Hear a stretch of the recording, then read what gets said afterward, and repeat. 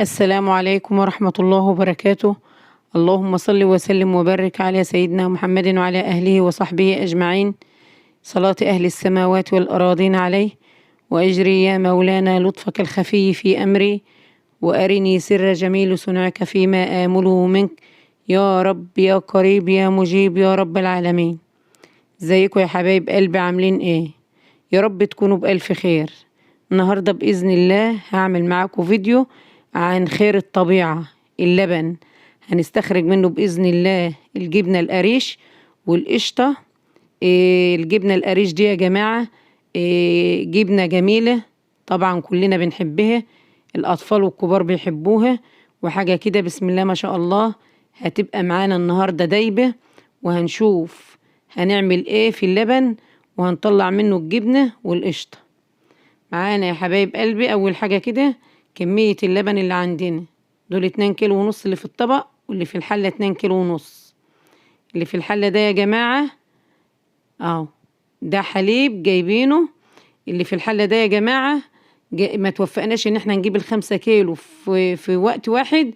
جبنا 2 كيلو ونص مثلا النهاردة بالليل، تاني يوم الصبح جه اللي هو ايه ال2 كيلو ونص اللي هما في الطبق البلاستيك ده.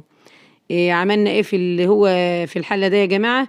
سخنا الحلة وصفينا اللبن في الحلة، وإيدنا عليه البوتاجاز، خليناه يبقى دافي، يبقى دافي يا جماعة زي دمع العين، ما يسخنش، لا نسخنه ولا نغليه، ندفيه في الحلة كده يا جماعة. وبعدين بنغطيه كده ونحطه في مكان دافي، مكان مناسب علشان نساعده ان هو يروب معانا يا حبايب قلبي. دول 2 كيلو حليب هما. انا بوريكم بقى الخطوة اللي احنا عملناها الاولانية ديت. جبنا ال2 كيلو النهاردة بقى يومها تاني يوم يعني حليب، ورحنا عاملين مصفيينها في مصفى ضيقة اهو يا حبايبي. برضو حطيناهم في حلة علشان برضو هندفيهم على البوتاجاز اهو يا حبايب قلبي. اهو بقول لكم ان احنا ايدنا عليه البوتاجاز اهوت علشان ندفيه. لما نحط صابعنا فيه ونلاقيه دافي هنطفي عليه البوتاجاز، ما نسخنهوش يا جماعة، ما نغلهوش عشان ما يفتولش مننا كده يا حبايب قلبي. بقول لكم اهو ان احنا قايدين عليه ومستنين ان هو يدفي. حطينا صابعنا فيه اهو يا حبايب قلبي، لقيناه دافي فتر كده زي دمع العين. هنغطيه، نطفي عليه البوتاجاز ونغطيه، ونحط الحلتين دول يا جماعة في مكان مناسب، مكان ندفيه، ينقيد الفرن ونطفيه ونخليه يبقى هادي كده ونحطه في الجو الدافي في الفرن، يا اما نغطيه مثلا بدفايات في مكان مكنون كده يا جماعة بعيد عن الايد، على مثلا في مكان في جنب كده، يعني في أوضة على ترابيزة حاجة، ونغطيه بحيث ان هو يروب معانا. دلوقتي يا حبايب قلبي اللبن اهو قعد معانا يومين 2. في الشتاء يقعد معاكي يومين، في الصيف يوم بيجيبه على طول لان الجو بيبقى حر. انما في جو الشتاء بيحتاج معانا يومين 2 علشان يروب، عشان بيبقى الجو بارد. هنلم يا حبايب قلبي كده القشطة من على وش اللبن اهو يا حبايبي. هنلم كمية القشطة اهي.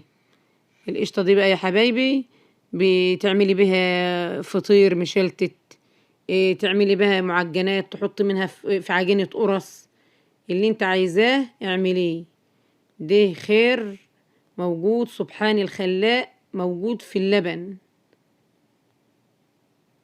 اللهم ديمها نعمة واحفظها من الزوال يا الله. اهو يا حبايبي هناخد كمية القشطة. الخطوة دي بنقول بنقشط القشطة كده من على وش اللبن الرايب. هنلم القشطة كلها يا جماعة. اتمنى يا حبايبي ان الفيديو النهاردة ده يعجبكم وتتفرجوا عليه للآخر، ولو عجبكم اكتبولي في الكومنتات. كده يا حبايبي قشطنا المعون الاولاني اهو.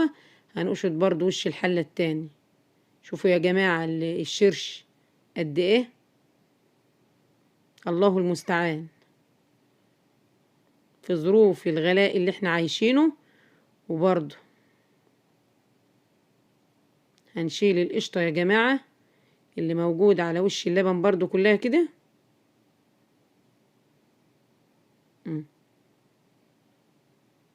مفروض يا حبايب قلبي نستحسن اللي احنا بنجيب منهم اللبن.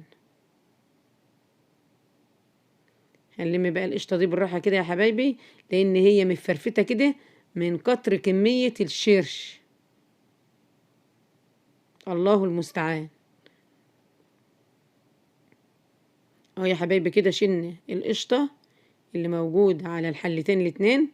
معانا اللبن اهو يا حبايب قلبي. الشرش اللي كان عليه يا جماعة انا شلته بمعلقة كده، شلته بمعلقة في معون لوحده اهو يا حبايب قلبي. دي القشطة. الخطوة الجاية دي يا حبايبي ان احنا بنجيب اللبن كده نقيد الفرن، ولما الفرن يحمى فوق وتحت بنروح طافيينه، ونخلي الشروقة التحتانية دي، البلاطة التحتانية دي تهدى شوية، وندخل اللبن ده نتابعه في الفرن. نقفل عليه بس نفتح نشوف، نحط صابعنا فيه برضو كده نلاقيه دفي معانا نطلعه كده يا حبايب قلبي. دفي معانا هو، وبدأ يصرب برضو شرش منه هوت بعد ما دفي في الفرن اهو يا حبايب قلبي. دلوقتي احنا جينا لمرحلة ان احنا نحطه في الحصيرة. معانا الحصيرة هي يا حبايب قلبي. الحصيرة دي بتنباع في سواق الفلاحين اللي زي حالتنا كده اهي يا حبايبي. بنستخدمها في ان احنا نحط فيها اللبن الرايب عشان يتشكل معانا، يدينا شكل الحصيرة كده، الجبنة تاخد شكل الحصيرة دي اهي يا حبايبي. اهي الحصيرة الكبيرة دي يا جماعة ب30 جنيه. معانا اللبن بقى اهو يا حبايبي. هو دافي دلوقتي لانه طالع من الفرن. الخطوة دي مهمة يا جماعة، لازم ندفيه في الفرن عشان الخطوة دي بتديكي جبنة حلوة ناعمة متماسكة. ما نستغناش عن الخطوة دي. في ناس كتير بيحطوه بارد في الحصيرة. هو بيبقى حلو وكل حاجة، بس برضه افضل ان انت تسخني اللبن في الفرن، بيديكي نتيجة للجبنة احلى. اهي يا حبايبي كمية اللبن التانية ال2 كيلو ونص التانيين هما اهو يا جماعة.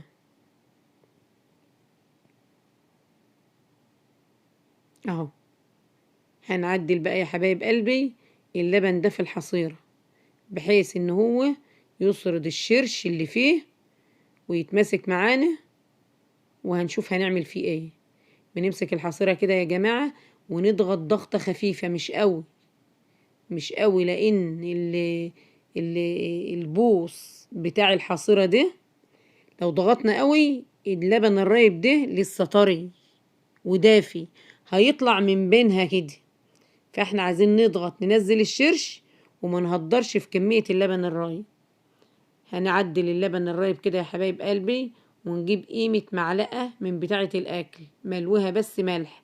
فايدة ايه المعلقة دي يا جماعة؟ ان هي بتساعد ان الشرش يطلع، كل الشرش اللي موجود في اللبن ينزل من اللبن الرايب كده. حبايبنا اللي بيبيعوا الجبنة يا جماعة في الأسواق ما بيحطوش الملح. ليه؟ علشان الجبنة تبقى محتفظة بنسبة شرش وتوزن. الله المستعان. المفروض الميزان ده ربنا هيسألنا عنه. مفروض الحاجة تكون واخدة حقها علشان تبقى كويسة. معلقة الملح دي مش هتنقص حاجة، ده هي هتنزل الشرش اللي موجود عشان الميزان الحلال اللي ربنا بيقول عليه. هنعدل يا حبايب قلبي الجبنة في الحصيرة كده مع ضغطة خفيفة زي ما بقول لحضراتكم عشان اللبن ما يطلعش من العيون دي ويهدر وينزل في الشرش اللي تحت. هنبدأ بقى ايه نعدل بايدينا كده عشان النتيجة النهائية للجبنة تبقى متسوية كده وتبقى ناعمة وحلوة معانا. ما نسيبهاش كده وخلاص تبقى فيها فراغات وتبقى خشنة معانا ومفشفشة كده. شفتوا يا حبايب قلبي نسبة الشرش قد ايه؟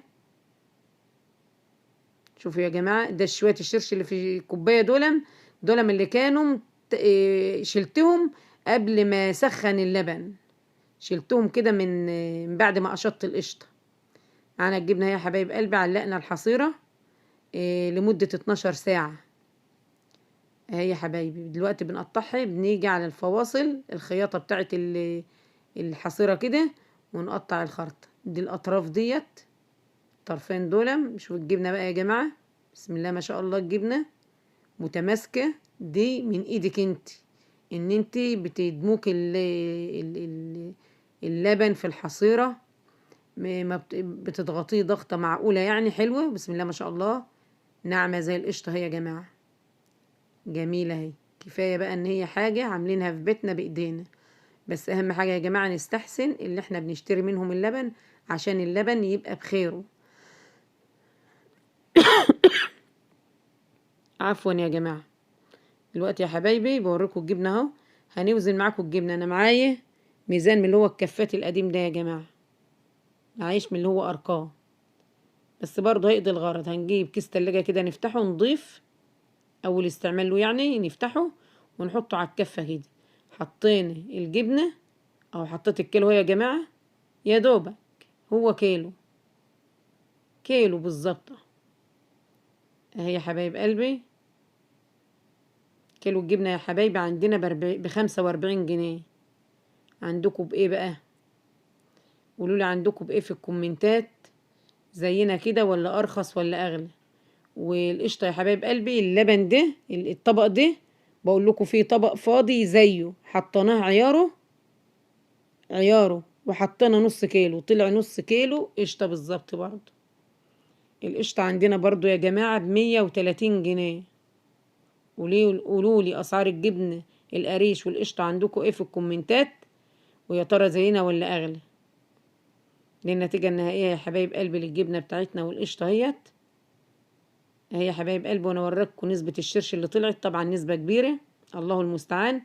الجبنة ناعمة وجميلة هي يا جماعة ومتماسكة، بسم الله ما شاء الله، طريقتها ودمكها مظبوطة، طلع لنا نتيجة حلوة فيها اهي. اعملوا لي اشتراك يا جماعة وصلوا على النبي، اللهم صل وسلم وبارك عليك يا حبيبي يا رسول الله. اللي عجبه الفيديو يا حبايبي يعمل لي اشتراك واكتب لي كومنت حلو، فعل زر الجرس على الكل عشان يوصل لكم مني كل جديد. واللي اول مرة يشوف قناتي يا جماعة يعمل لي اشتراك، شجعوني يا جماعة اهو يا حبايب قلبي. استودعكم الله الذي لا تضيع ودائعه، والسلام عليكم ورحمة الله وبركاته.